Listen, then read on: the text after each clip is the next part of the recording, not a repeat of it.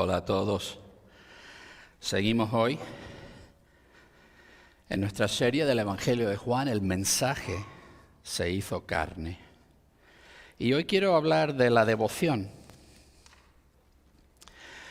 La devoción es algo que creo que no vemos muy a menudo hoy en día.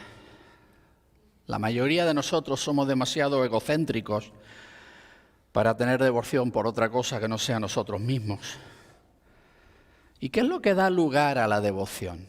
¿De dónde nace la devoción? Creo que la devoción genuina siempre es una respuesta. Alguien ha impactado tan profundamente tu vida que respondes en devoción. Creo que la devoción quizás sea esa cosa en la cual se convierte la gratitud cuando madura completamente. Es más profundo que un simple agradecimiento. Hoy vamos a ver en la Biblia lo que yo creo que es el mejor ejemplo que tenemos en la Biblia de la devoción. He titulado el mensaje de hoy La fragancia de la devoción y estamos en Juan capítulo 12, los versículos del 1 al 11. Vamos a comenzar en el versículo 1. Así que Jesús, 6 días antes de la Pascua, llegó a Betania donde estaba Lázaro, a quien Jesús había levantado de entre los muertos. Así que le hicieron cena allí, y Marta servía. Lázaro era uno de los que estaban reclinados a la mesa con él. Hemos llegado en el Evangelio de Juan, por fin, a esa última semana de la vida de Jesús. Se está acercando 6 días antes de la Pascua. O sea que estamos ya en esa última semana de la vida de Jesús, en que Jesús regresa a Jerusalén y cuando se está acercando a Jerusalén, llega a la ciudad de Betania, que estaba como a 2 millas al oeste de la ciudad de Jerusalén, bastante cerca. Y cuando llega allí, y nos recuerda Juan que ahí es donde vivía Lázaro, y por si se nos había olvidado, en el capítulo anterior nos ha contado cómo Jesús le ha levantado de entre los muertos después de 4 días en la tumba. Llega a esta ciudad de Betania y le hacen una cena allí. Ahora, si tuviéramos solamente el relato de esto que nos da Juan, pudiéramos pensar que la cena tuvo lugar en la casa de Lázaro y María y Marta, porque Lázaro, María y Marta son las únicas personas que Juan menciona por nombre en su evangelio. Pero esta historia también aparece en el evangelio de Mateo y en el evangelio de Marcos, y en esos evangelios nos dice específicamente en casa de quién estaba celebrándose esta cena. Era la casa supuestamente de un señor Simón que le habían apodado el leproso. Está claro que para cuando tienen esta cena él ya está sanado de esa lepra, porque de lo contrario nadie hubiera ido a su casa a comer esta cena. Los judíos tenían muy claro que cuando uno era leproso estaba en un estado de inmundicia y no podía estar cerca de otras personas. Así que es probable quizá incluso que Jesús haya sanado a este hombre y que sea un ex leproso. Pero Juan no tiene interés en hablarnos de Simón porque quiere que centremos nuestra atención en las 3 personas que nos ha estado hablando en el capítulo 11, María, Marta y Lázaro. Así que por eso él solamente menciona a estos, pero es evidente entonces que cuando Jesús llega a Betania, la ciudad, el pueblito en sí, están muy felices de recibirle. Y están tan agradecidos a Jesús porque les ha devuelto a la vida a uno de los suyos que se había muerto y ha convertido ese momento de luto en un momento de gozo y asombro. Así que quieren invitarle a una cena, y en esa cena obviamente está ahí Lázaro, está Marta, está María. Lázaro, nos dice Juan, era uno de los que estaban reclinados a la mesa con él. En este tiempo la gente no tenía las mesas que tenemos nosotros hoy en día, así como de esta altura, ¿no? Antiguamente las mesas estarían como a esta altura y uno comía sentado en el suelo, y si era una cena especial uno se recostaba con los pies lejos de la mesa y se apoyaba en un brazo y comía así reclinado. Por eso se habla de que estaban reclinados a la mesa. O sea que Lázaro está participando con Jesús en esa mesa y Marta servía. Me gusta esta observación de Marta. La vemos, se nos cuentan poquitas cosas de la vida de Marta, pero en al menos dos situaciones se nos dice claramente que ella estaba sirviendo. Ni siquiera está en su propia casa, pero ella quiere servir, quiere servir las necesidades de los que están ahí. Me imagino que ella, mirando a su hermano ahí, reclinado a la mesa con Jesús, no deja de estar asombrada de lo que Jesús acaba de hacer con él. Hace nada, este hermano suyo estaba muerto en una tumba y ahí está. Seguro que en su mente, mientras ella servía en esa cena, estaba dando vueltas esas palabras de Jesús: yo soy la resurrección y la vida. El que cree en mí, aunque muera, vivirá. Y ella está ahí felizmente sirviendo, llena de gratitud para con Jesús por todo lo que Él ha hecho. Y esta es la situación en la que nos vemos en este comienzo aquí. Y esto marca, llegamos al capítulo 12 y este es el último capítulo en el cual, en el Evangelio de Juan, vamos a estar tratando con Jesús dando testimonio a un mundo que a menudo responde de manera hostil al testimonio de Jesús. Jesús está comunicando al mundo el mensaje que ha venido a comunicarnos, y Él mismo es ese mensaje hecho carne, y está diciéndonos que Dios nos ama y que Dios ha querido venir a rescatarnos de la situación imposible en la que nos veíamos, esclavos del pecado. Y sin otra expectativa que la muerte. Jesús ha venido a cambiar todo eso y está comunicando este mensaje, pero a través de toda la primera mitad del Evangelio de Juan vemos que a cada paso la gente le resiste y rechazan el testimonio que le está dando. Este capítulo 12 es el último capítulo de Jesús dando testimonio al mundo. Cuando lleguemos al capítulo 13 cambiará el enfoque del Evangelio de Juan y ahora Jesús estará dando testimonio a los que han creído en Él. Así que en la primera mitad del Evangelio tenemos este mensaje de llamar a los que no conocen de Jesús a que vengan a la fe en Jesús. Pronto vamos a cambiar a los que ya han tomado esa decisión y fortalecerles y establecerles. Y tenemos ahí toda una sección larga en Juan, comenzando en el capítulo 13, de Jesús hablando con los discípulos y enseñándoles y fortaleciéndoles para lo que queda por delante. Pero cuando Jesús regresa a Betania, después de que ha resucitado a Lázaro, le reciben con una cena especial. Me pregunto pensando en eso, ¿no? Es obvio, ¿no? Ha hecho algo tan maravilloso, ellos quieren responder y expresarle su gratitud. ¿Cómo has respondido tú? Demostrándole gratitud a Jesús por lo que Él ha hecho en tu vida. Vamos a seguir el versículo 3. Así que María, tomando más de medio litro de perfume de nardo puro carísimo, ungió los pies de Jesús y con sus cabellos secó sus pies. Y la casa se llenó de la fragancia del perfume. María aparece en esta cena. Toma ahí, puse ahí más de medio litro. La medida que dice Juan es litra, que era una medida que usaban los romanos, equivalente a 12 onzas, como 350 mililitros, algo así. No, perdón, más que eso, más de medio litro. 12 onzas, tienen una idea de lo que es, ¿no? Tomó esta cantidad de perfume. Yo no sé ustedes, pero cuando van en Navidades a comprar un regalo y quieren gastarse 70, 80 dólares en alguien, van y compran un frasquito de perfume de los grandes, de los de 3 onzas, no del chiquitito de 1,5 onzas, sino el de 3 onzas y te gastas 80 o 90 dólares en un frasco de 3 onzas. Bueno, lo que estamos hablando aquí es mucho más valioso que aún lo que nosotros entendemos por perfume. Sabemos que el perfume es caro y 12 onzas, o sea, ¿qué tamaño de bote estamos hablando?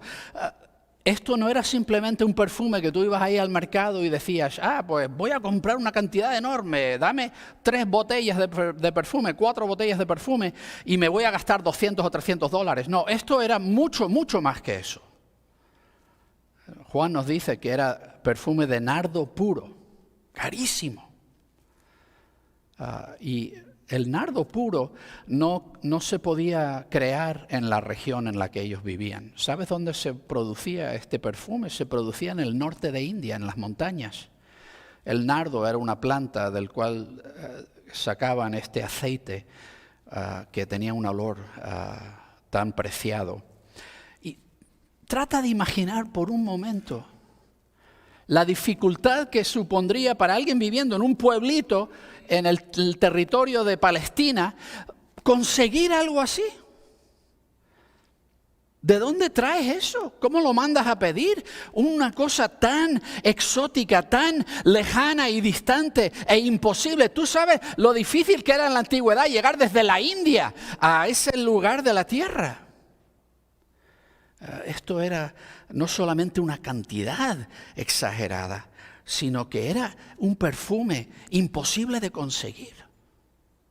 Hay quien piensa que esto quizás fuera algo que tenían ellos como familia, que les había llegado de alguna cosa que a lo mejor sus padres habían conseguido de alguna forma y habían heredado esto. Era quizá como la cosa más valiosa que tenían, o tal vez fuera lo que María tenía como su dote, como para si alguien quiere casarse con ella, esto sería un incentivo, recibirían esto como parte del patrimonio que recibirían casándose con ella.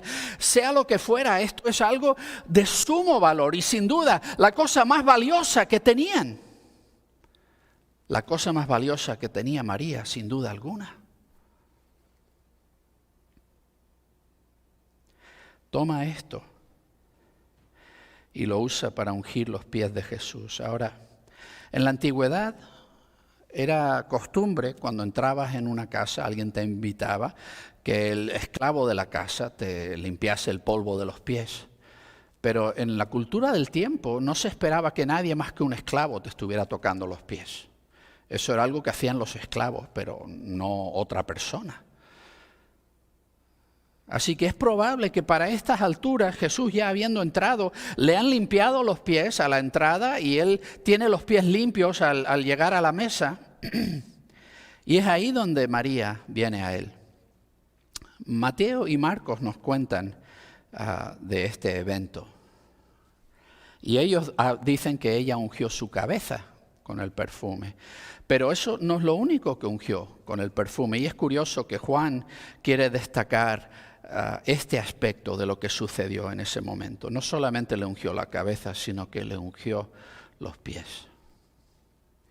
Y tomó sus cabellos para secar y para extender este aceite en sus pies, para que penetrase el ungüento en sus pies. Y usó sus propios cabellos. Podía haber usado una toalla, podía haber usado un paño, pero usó sus cabellos. Y todo en este marco habla de devoción extravagante.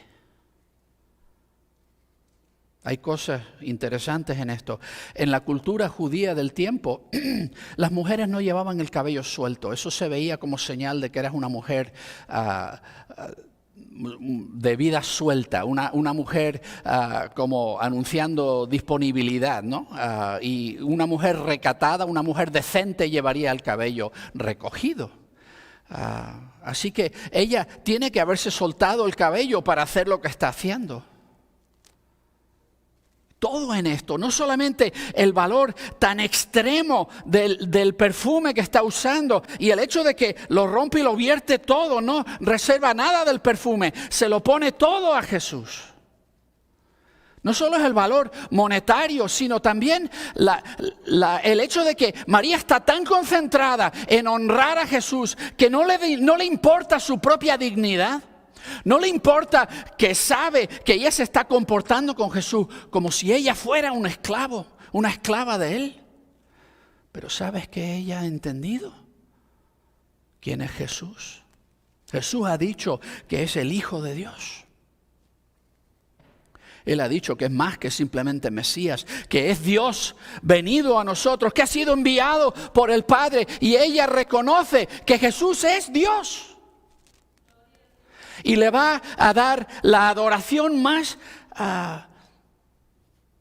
significativa que ella es capaz de inventar. ¿Cómo puedo comunicarle a Jesús mi gratitud? Lo mucho que le amo, lo mucho que le debo. Se lo debo todo.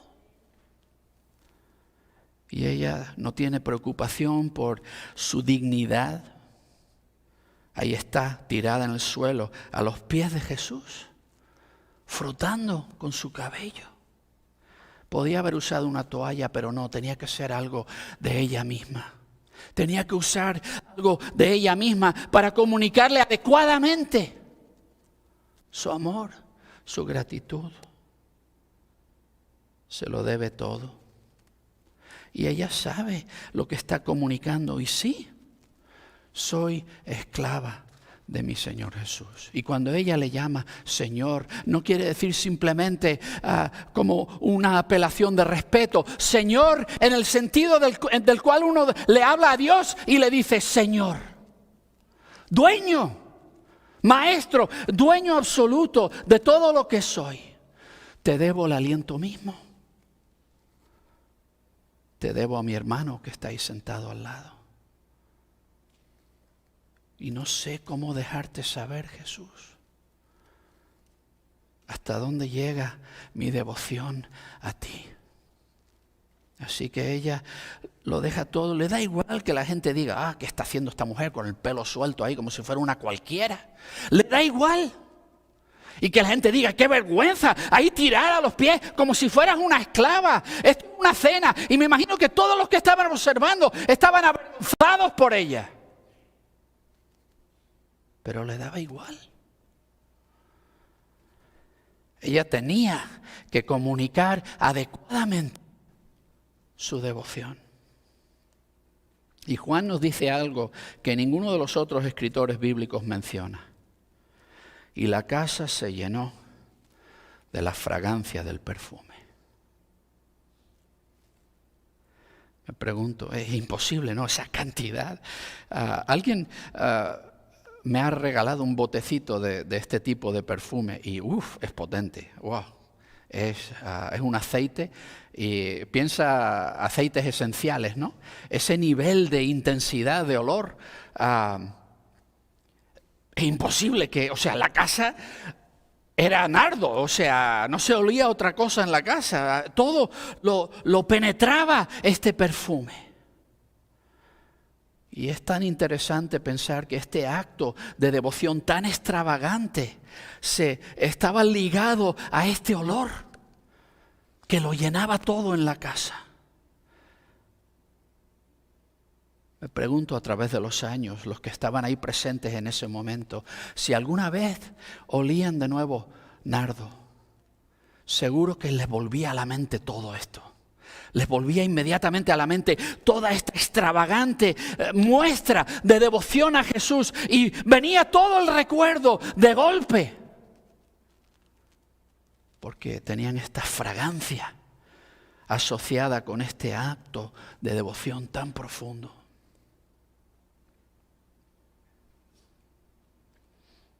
María demuestra en este acto de devoción que no se preocupa en absoluto por su propia riqueza, por su propia dignidad o por la aprobación de los que están ahí sentados a la mesa.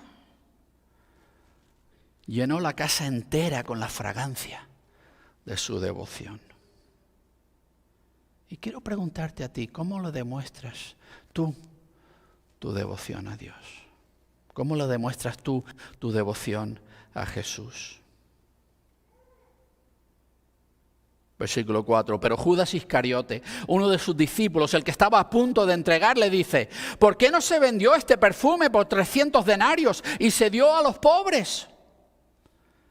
Decía esto no porque le preocuparan los pobres, sino porque era ladrón y teniendo la caja del dinero de lo que se metía en ella, robaba. Es curioso, en Mateo, cuando él cuenta esta historia, él no especifica cuál de los discípulos dice esto. Él simplemente dice los discípulos se quejan. Y quizá lo que quiere decirnos Mateo con eso es que lo que expresa aquí Judas Iscariote, más o menos los demás discípulos piensan, sí, es verdad, tienes razón, como que están de acuerdo con él. Marcos es menos específico aún, simplemente dice algunos de ellos. No dice quiénes, pero Juan es el que nos especifica quién es el que dijo esto. Y fue Judas Iscariotes, uno de los discípulos, y nos recuerda Juan, el que está a punto de entregarle.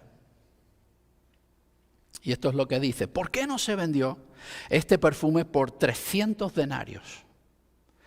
Un denario era el sueldo normal para un día de trabajo. 300 denarios entonces es básicamente el sueldo de un año. Si cuentas ahí sábados y días festivos, 300 días de trabajo. Imagina el valor de lo que ella acaba, un año de trabajo. Cada centavo, cada cosa que reúnes en un año de trabajo vas y lo derramas a los pies de Jesús. Esta idea de que Dios no merece simplemente un buen esfuerzo por nuestra parte, sino que Dios merece lo mejor y lo primero que tenemos, es algo que se establece desde el principio en la Biblia. Cuando Dios sacó a Israel de Egipto y mató a los primogénitos de Egipto para esa última plaga que por fin los egipcios dejaron salir a los esclavos de Egipto, el pueblo de Israel. En ese momento Dios le dijo a Israel: ¿sabes qué? De aquí en adelante, lo primero, el primerizo de cada animal y de tu propia familia, el primogénito, me pertenece a mí. Y tienes que redimir cada primogénito o sacrificarlo a mí, pero a mí me pertenece lo primero que tienes. Cuando llegues a la tierra y empiezas a plantar y cosechas las primicias de la cosecha, tienes que traérmelas a mí, decía Dios en la ley de Moisés. Dios estableció desde el principio que si vamos a relacionarnos con Él, no le damos las sobras, no le damos los resquicios que quedan de lo que nos sobra. Le traemos a Él lo primero y lo mejor que tenemos. Y María hizo eso. Y ella tomó algo que valía el sueldo de un año y se lo trajo y dijo: quiero que sepa, Jesús, que tú vales más que mi mayor tesoro. Y ¿sabes qué? Teniéndote a ti, ni siquiera lo necesito. Tú eres mi tesoro. Tú eres mi seguridad. Tú eres mi provisión y no necesito nada más que a ti. Judas tiene un corazón muy diferente. Rápidamente hace el cálculo mental. Wow, esa cantidad, una litra. Eso tiene que valer lo menos 300 denarios. Y él está molesto, porque le parece un derroche innecesario. A Jesús no le hacía falta eso. Y él sabe, su objeción la dice en términos muy religiosos. ¿Quién va a decir que no hay que ayudar a los pobres? Y nosotros hoy en día pensamos eso, que es importante, pero para los judíos en el primer siglo, ellos decían que la vida judía y las responsabilidades de los judíos se podían resumir en 3 áreas principales: observar la ley de Moisés, el servicio del templo, ofrecer los sacrificios necesarios en el templo, y la tercera cosa eran actos de bondad, entre los cuales estaban que tenías que darle limosna a los pobres. Judas está apelando a uno de los 3 pilares centrales de la vida religiosa judía. Todo judío entendía que tenía una responsabilidad ante Dios de cuidar de los desprovistos y los pobres. Y él dice: ¿sabes qué? Un uso mucho mejor para este ungüento hubiera sido venderlo. Tenemos ahí 300 denarios. Imagínate cuánta necesidad de los pobres pudiéramos haber suplido con ese dinero.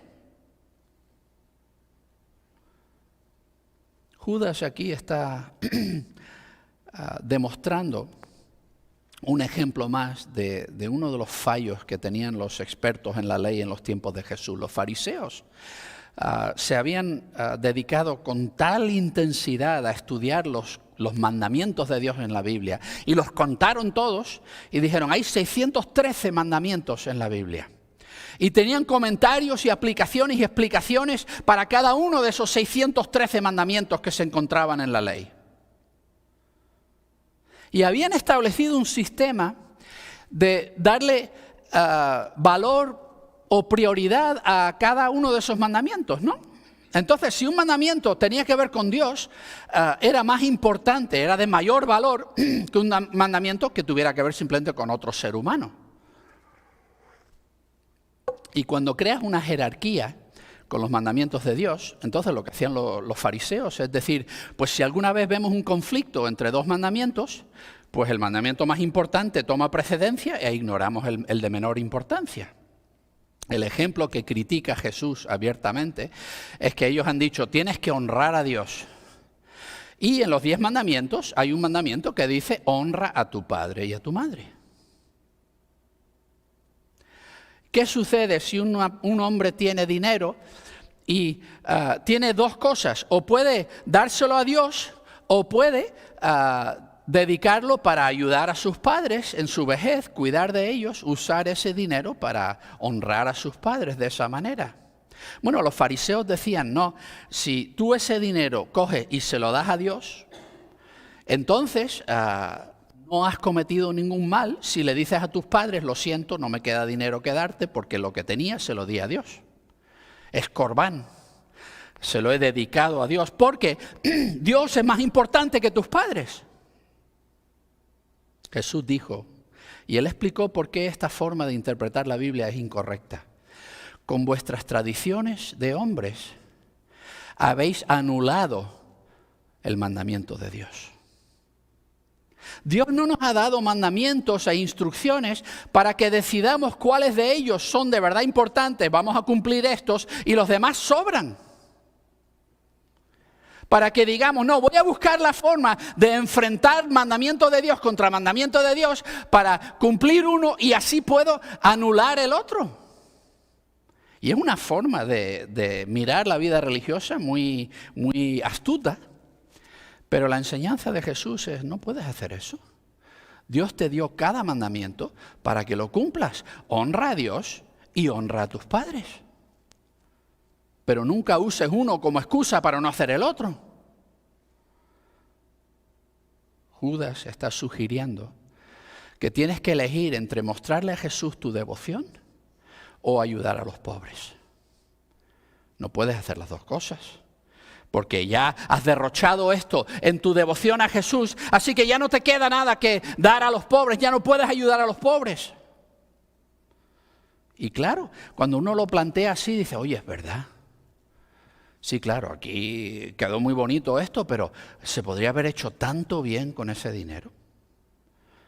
Y las iglesias hoy en día están llenas de personas con este tipo de mentalidad. Siempre están calculando los recursos disponibles, haciendo matemáticas y mirando y calculando lo que podemos hacer y lo que podemos lograr y cómo podemos aprovechar estos recursos para conseguir esto o aquello, y todos son números y estadísticas y previsiones.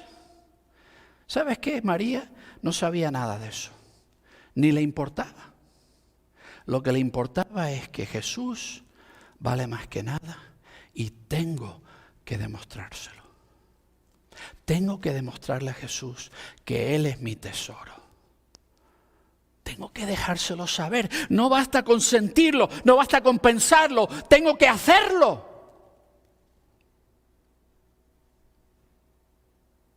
Y pensar que por hacer esto de alguna forma ya no vamos a ser capaces de ayudar a los pobres. ¿Por qué?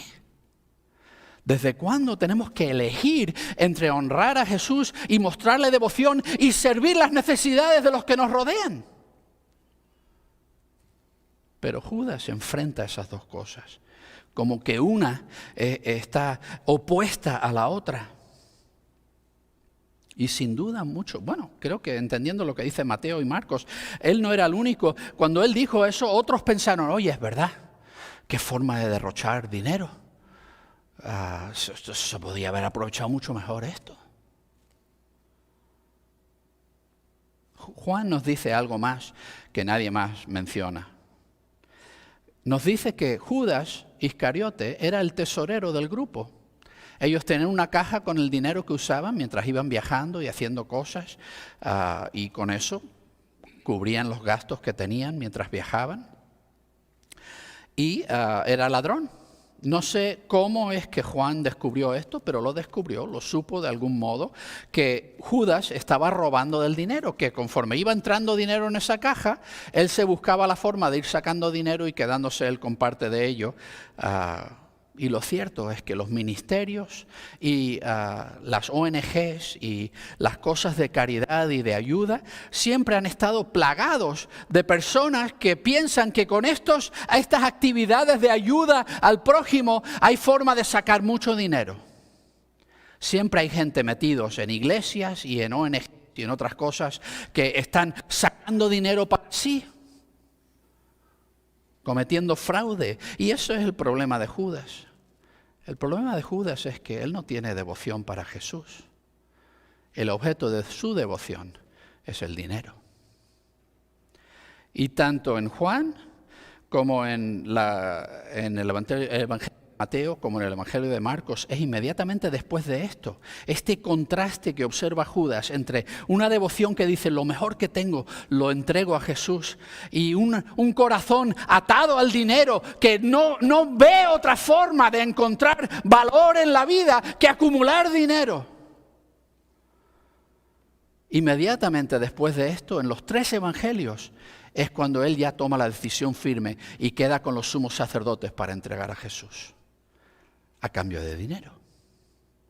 Si Jesús no me va a dar dinero, pues quito a Jesús y me quedo con el dinero. Esa fue la decisión de Judas. Él tuvo delante suya un ejemplo de devoción verdadera, pero su corazón no le pertenecía a Jesús, le pertenecía a otra cosa. Creo que a Judas le avergonzó ese acto de devoción que cometió María y él buscó orientar la atención al ministerio de los pobres, a cualquier otra cosa. He observado esto en la vida de la iglesia, que a veces cuando la gente tiene una devoción desbordada para con Jesús, un sentimiento profundo de que necesita mostrarle a Jesús cuán precioso Él es para esa persona, como que los que estamos alrededor a veces nos da vergüenza. ¿Y sabes por qué nos da vergüenza? Porque cuando estamos frente a frente con devoción verdadera y genuina, se demuestra el fraude de nuestra propia fe y la poca devoción que tengo yo. Y nos da vergüenza. No porque la persona con devoción está haciendo el ridículo, sino porque yo en mi corazón siento que no alcanzo la talla. Que no le he mostrado a Jesús la gratitud que Él se merece de mí. Que estoy demasiado aburrido o demasiado preocupado por otras cosas para hacer de Él el centro absoluto de mi vida y mi corazón. ¿Alguna vez has usado tú el ministerio para sustituir por devoción genuina a Jesús? A veces hacemos eso, ¿no? Versículo 7, así que dijo Jesús, déjala, para que lo guarde para el día de mi sepultura. Jesús se vuelve a Judas y le dice, déjala en paz. Imagino que eso tuvo un significado profundo para María. Que Jesús la defendiese. Que él dijese, ni se te ocurra decirle nada a esta mujer que ha venido a mostrarme su devoción. Y dice algo muy extraño aquí, ¿no? Para que lo guarde para el día de mi sepultura. ¿Que guarde qué? El perfume ya no se puede guardar, ya está ahí, ya ha penetrado la piel de los pies de Jesús. Eso no hay forma de meterlo otra vez en el bote. ¿Qué es lo que va a guardar ella para el día de su sepultura? Bueno, nadie de los que están ahí, aparte de Jesús, sabe que queda menos de una semana antes de que Él vaya a morir. Y nadie más que Jesús ahí sabe que la forma en que va a suceder su crucifixión el día viernes y luego muere al final cuando se pone el sol, que ya entramos en sábado y la ley de Moisés prohíbe trabajar en sábado, así que no van a poder prepararle para sepultura de forma adecuada, lo van a dejar y para cuando lleguen por fin el domingo por la mañana a hacerlo ya resucitado. Nunca van a tener la oportunidad de mostrarle su devoción y su amor cuando Él muere, limpiando su cuerpo, poniéndole especias aromáticas, con amor, envolviendo ese cuerpo en tiras de lino. Sin duda María había hecho eso por Lázaro hace poco. Y Jesús sabe que cuando Él muera, ella va a estar afligida porque está deseando llegar a esa tumba y mostrarle el amor y la devoción que quiere mostrarle en su muerte. Y Él sabe que ella no va a tener esa oportunidad. Por eso Él dice que lo guarde para ese día. Porque cuando llegue ese día, ella se va a dar cuenta. ¿Sabes qué? Yo ya ungí a Jesús. Lo hice un par de días temprano. Pero Él me dio la oportunidad de mostrarme el amor y la devoción que tengo para con Él. Los otros, cuando lo cuentan Mateo y Marcos, ellos lo explican un poco más. Ellos dicen, ella me ha preparado para mi sepultura. Ellos como que lo interpretan un poco más, pero creo que esto seguramente es como lo dijo Jesús. Guárdalo para el día de mi sepultura. Ese día cuando estés angustiada de que no puedes hacer por mí lo que quisieras hacer, que sepas que ya lo hiciste. Ya recibí de ti este acto de devoción. Jesús defendió a María cuando otros querían acusarla de ser temeraria en su devoción, de haberse pasado. ¿Cómo te anima esto a ti? A sentirte libre de ser extravagante en tu devoción a Jesús. Versículo 8. Pues a los pobres siempre los tenéis con vosotros, pero a mí no siempre me tenéis. Jesús sabe. El momento para María hacer esto era ahora. No iba a tener otra oportunidad. Ellos no lo sabían. Uno piensa siempre que siempre hay tiempo para todo. Ya haré algo así en algún momento.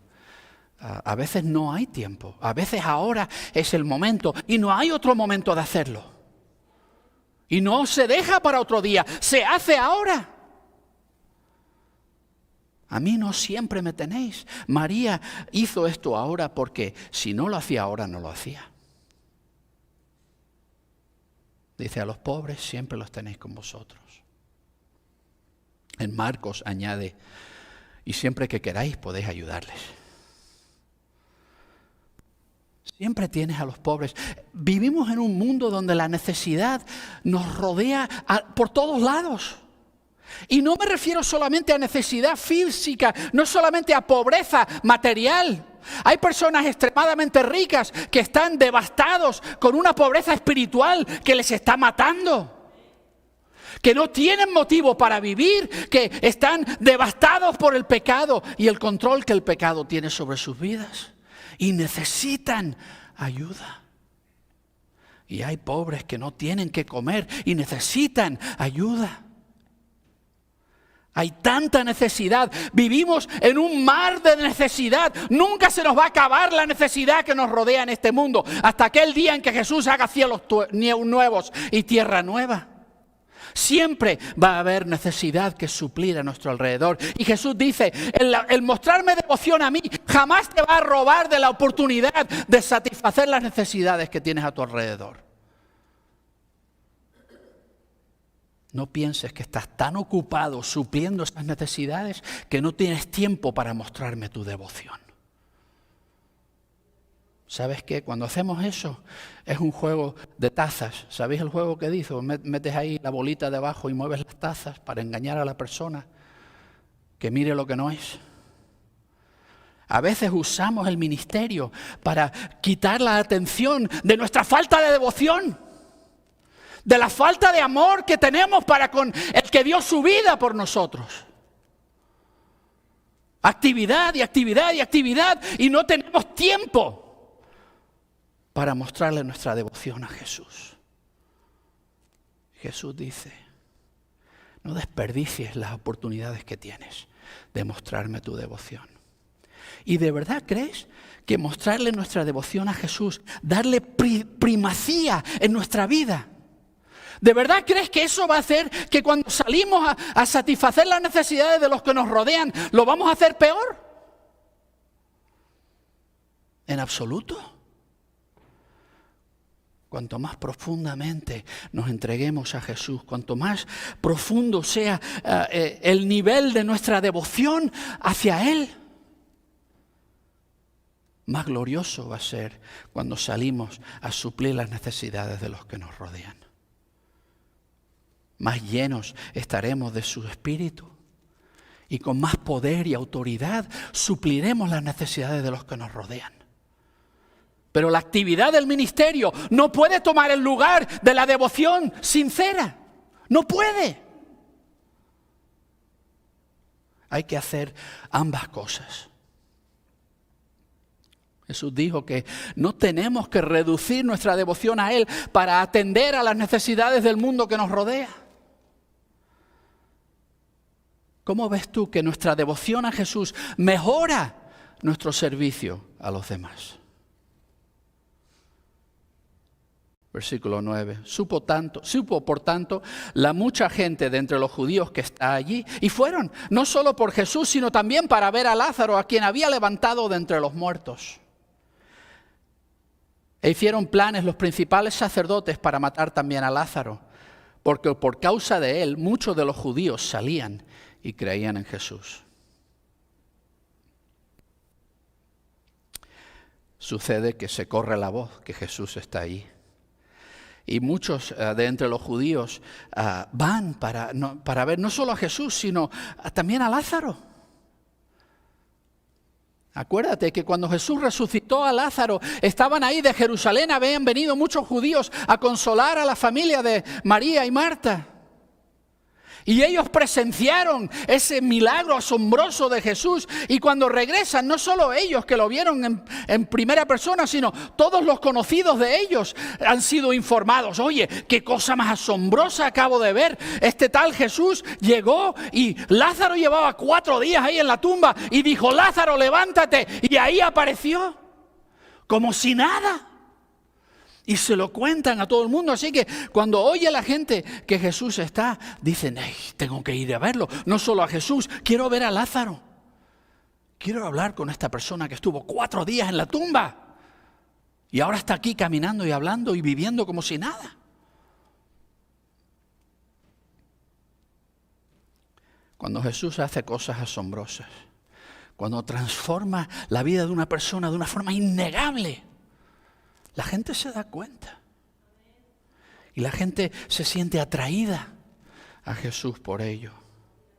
Los principales sacerdotes, estas personas que se habían hecho no solo ricos, sino obscenamente ricos. Dada la pobreza que les rodeaba, era terrible el nivel de opulencia con el que ellos vivían, y por eso ellos decían que ni siquiera existe vida después de la muerte, que todo lo que vas a conseguir lo consigues en esta vida, y ellos estaban tan contentos de todo el dinero que tenían que pensaban que no necesitaban otra vida.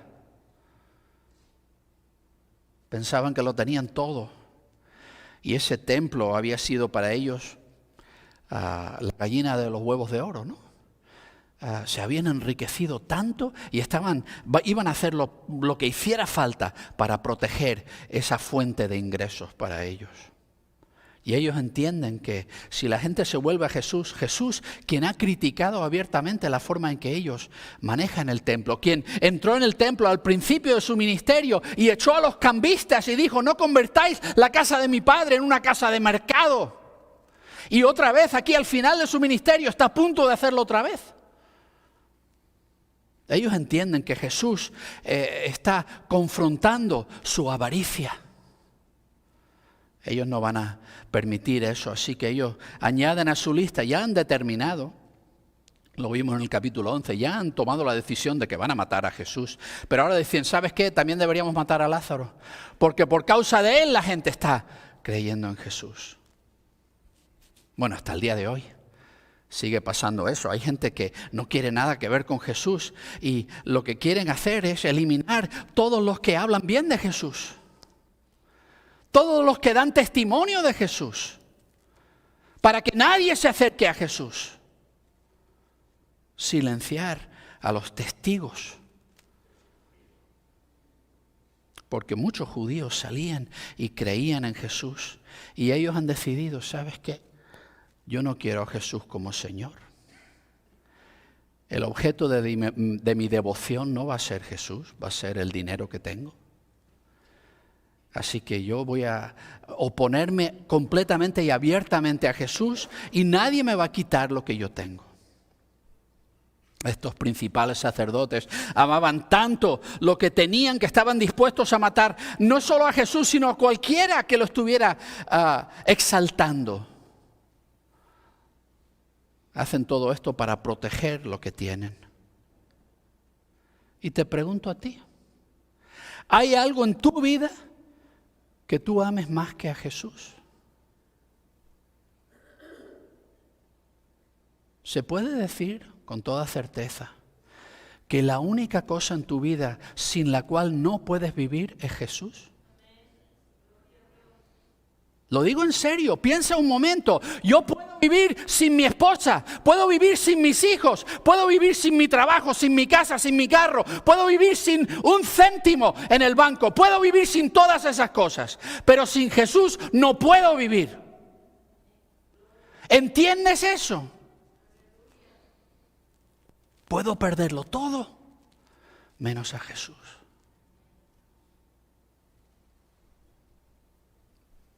¿Qué merece Jesús? Él lo dio todo por ti. Se despojó de su gloria, dejó atrás las comodidades del cielo y vino aquí a sufrir y a morir. Colgó en una cruz y cargó sobre su alma todo el peso de nuestra deuda colectiva para con Dios, el peso de los pecados del mundo. Y no dejó a ninguno fuera. Murió por los pecados del mundo. Como que mandarle una tarjetita de agradecimiento no basta, ¿no? Un pequeño thank you card. Una oración por cumplir, aparecer por la iglesia de vez en cuando, hacer el bien. ¿No se merece Jesús más que eso? ¿No merece nuestros corazones? ¿No merece que le entreguemos lo más precioso que tenemos? ¿El tesoro más costoso que poseemos? Y aún eso no es suficiente. La devoción es un asunto del corazón. O amamos a Jesús, o vemos quién es en toda su gloria, belleza, esa maravilla que nos deja sin aliento, o no lo hacemos, o no lo vemos, o no lo entendemos.